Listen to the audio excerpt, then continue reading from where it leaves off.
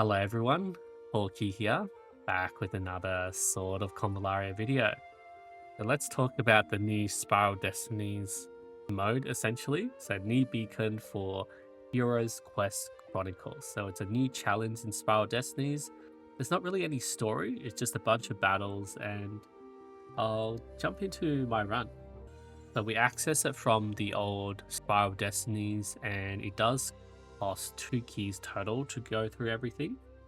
So you choose the Heroes Adventure Machine beacon, and you choose your augments, and also bring in 5 units from Elysium. So make sure to swap their skills and reactions around to what's more suited for a Spiral of Destinies run. So what I decided to go with the augments was like Legendary Trinket, and then Breaker, Damage, Out of Turn, Legendary Weapons. And I decided to go through with like a full Breaker team. I was just swapping down the equipment and everything for my units. So what I ended up going with was this team. August, Homer, Pamina, Stormbreaker, and Rayshot, Spear Area. So I was like, let's just try a full Breaker team, go through with the counter attacks and everything. And yeah, Cooling Powder, Titan's Hammer, Spectral Impeller. Some really nice cool equipment that we haven't seen in the actual game itself. And yeah, just a bit of like, we're going to choose normal mode. There is hard and hell later on. And yeah, just a bit of short dialogue there with Beryl. And yeah, we can choose different expansions. So let me jump back to it. So expand the training ground. This is really good. It reduces like the training to like 1 week, and things are very cheap. Expand the LUXITE workshop, essences and random tactical skills. Here, recruit mercenaries. So I just expanded the training ground there. And yeah, I think might be able to reset for like, some better skills to get at the start, but I think it was still manageable, like pretty cool there. So I was like equipping all this on my characters, and I was jumping into the LUXITE workshop to see what tactical skills I had access to. And you just get so much resource to upgrade these skills. Don't really run out of that much resource. I did run out of like gold for a bit, where I was ending up like selling some equipment and everything to gain just a bit extra gold. I was focusing a lot on the like higher tier tailored trainings and everything as well. So yeah, training, we could see. Yeah, so what I recommend to focus on at the start is like, aim at your crit damage, just your basic stat ones before focusing on the really high tier skills, because they do cost a lot more. You can see it's just like, 1 week. The skills end up turning to like 2 weeks after you raise like 3 skills or anything. So you can raise up to and train 6 skills, but you still have to choose between them, and 9 tailored trainings. The final week is week 14, so you do have to plan it out. And yeah, like every week is just a battle or like a special event with some like small dialogue, not really a story or anything. And yeah, I just like put it through, and it was pretty much on auto. Like I was just trying to focus on an easy comp to breeze through these stages and just have fun.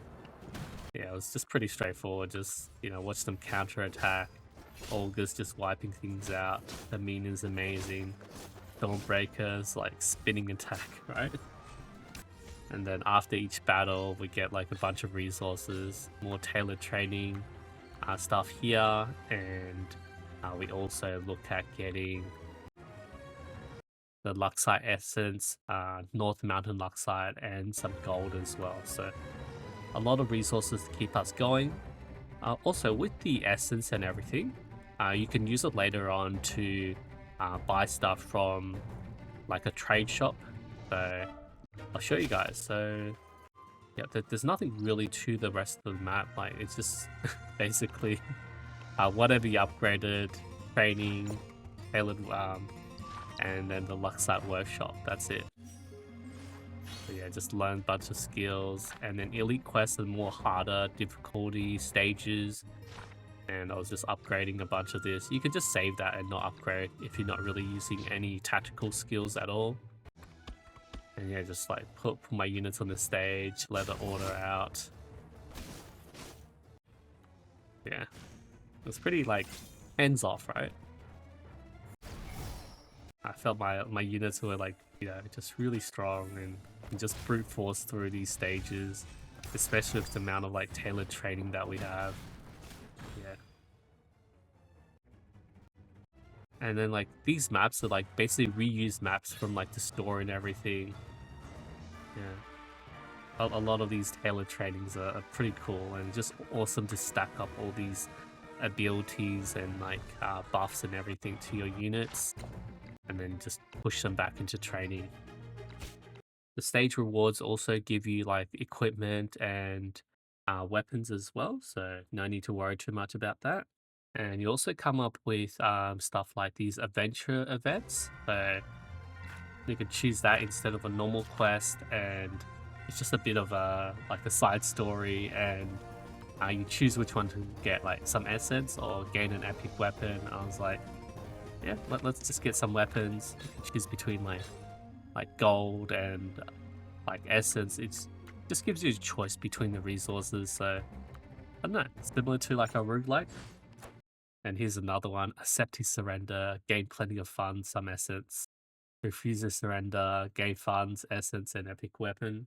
And this was in the same week as well, week 5. So usually like 2 sets of like events if you go through to the adventure quest. But yeah, if you choose that, you don't actually go on any battles or anything. So yeah, I was just thinking, you know, just get everyone like the crit and crit damage, just the base skills, and then see what OP tailored trainings I get, and the best way to stack them up is. Yeah, and I was just trying to raise a bunch of skills for like August and everything, like Divine Haymaker. Who actually gets this skill? It was pretty nice with the preempt. Palmer gets her like usual skills, Hash Alarm, Harmony. I was like, what is this? Yeah, elite quest, tailored training. The villager gives us a bunch of resources to play with as well, more tailored training to play with, some gold, and I was like, didn't really bring much archers this time, and I think I went with the agility training there. And yeah, critical battle. Yeah, pretty fun maps.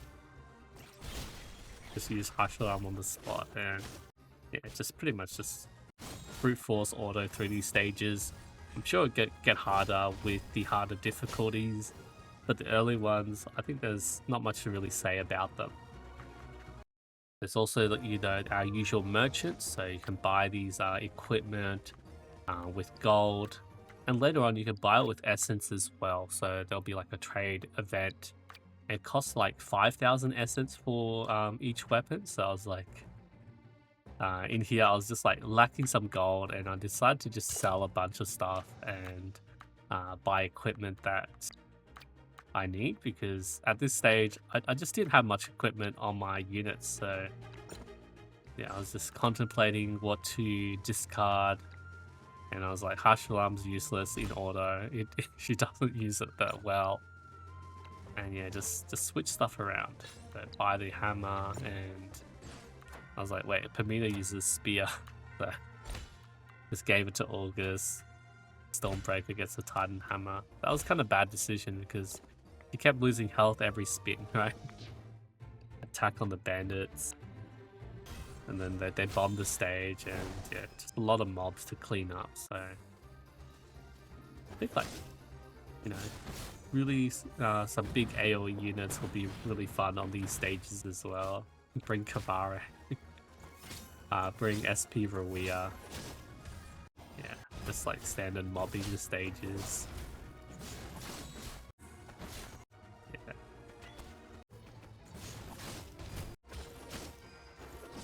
I feel like Stormbreaker is just so good for these maps. And yeah, more tailored training manuals, Eternal Warrior, Spiritual Heart. I was like, out of turn, yes.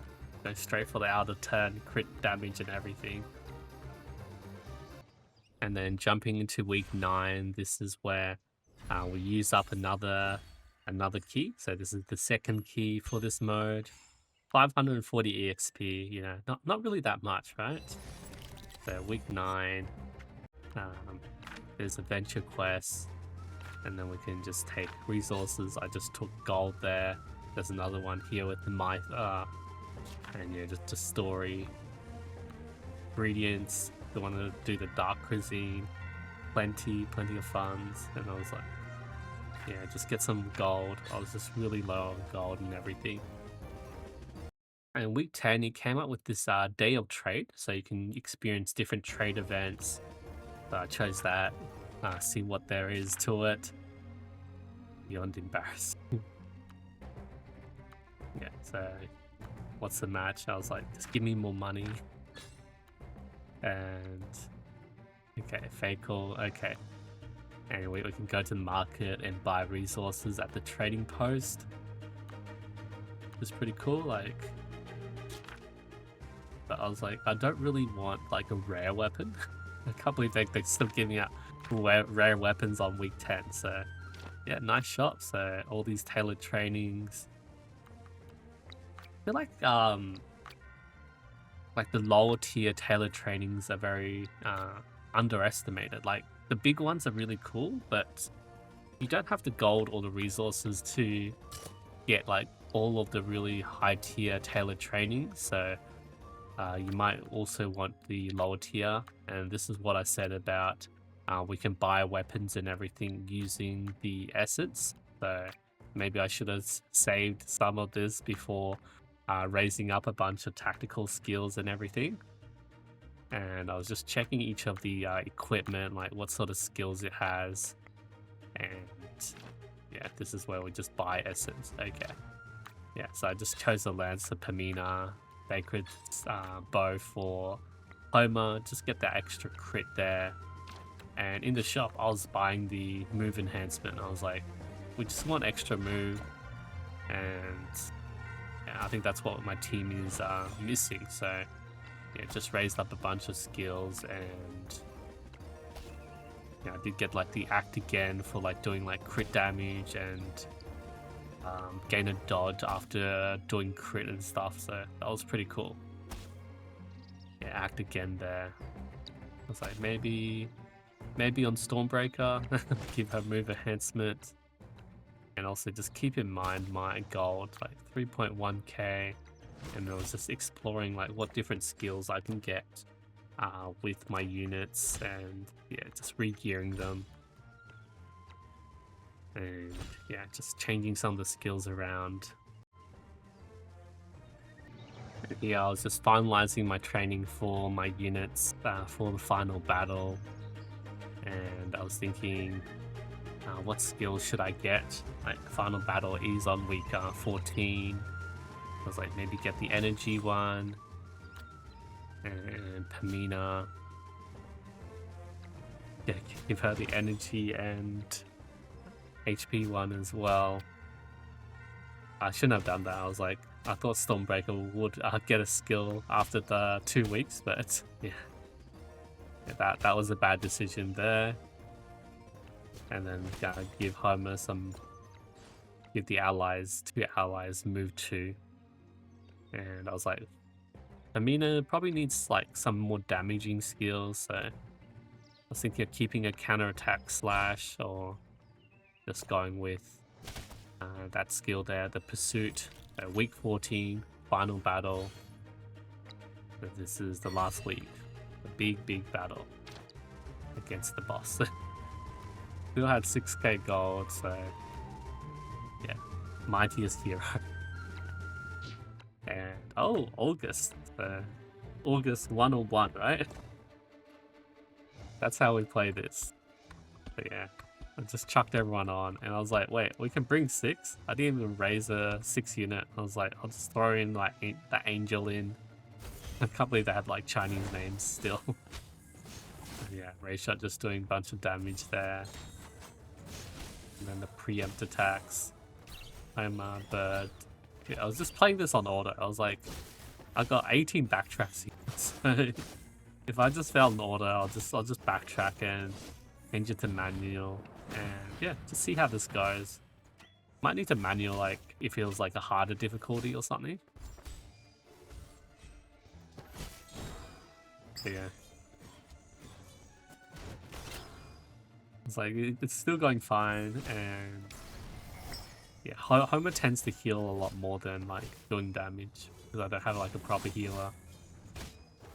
Probably should have brought someone else, but yeah, I just wanted to go full breakers just for fun. And it's just nice, just like building, you know, some cool teams. And yeah, Luffy does get a bit annoying there as well. I'm not sure if this is like a spoiler on the story. Yeah, and yeah. If you worked with me, you would have succeeded. Yeah, no way.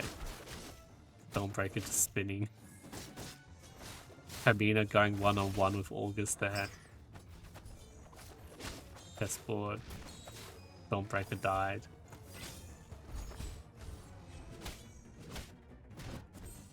Yeah, I was like, doesn't look too good. Might need to oh no. August, this big AoE, everyone died. I was like, probably need to backtrack and like play this manually maybe. I'm just sitting there watching everyone die. Okay, August. Maybe. Oh no. Oh, that was close. Almost killed Pamina. And that's it. We didn't have to even beat them. I was like, what? Is that it? And apparently that's what it takes to finish this whole mode. Yeah. They need to completely destroy it. Oh, we can keep it and then replay this mode on harder difficulties. And yeah, there's many other different stages, and then that's it. We shut it down, and we're just at the end. And there we go. And then there's a bit of LUXITE on this. Like, let me just show you guys like how much LUXITE I got from these stages. Like doing this the first time. So yeah, my emblem did go up there, so we're not going to count this. But we'll have a look at the remembrance. So hardworking hero 50, then 100 from the hero market. That's total 150 total. 200 thrill seeker, 250, 300, 350, 400, 550. Yeah, so 550, and we also get a nice frame as well. Proof of the Brave. And that's it. Yeah, there might be a bit more LUXITE in this, but yeah, I think that's pretty much about it. Like maybe from these I haven't unlocked. But 550 for the first run, took about like an hour and a half, did everything on auto. Yeah, a Hero's Quest Chronicles.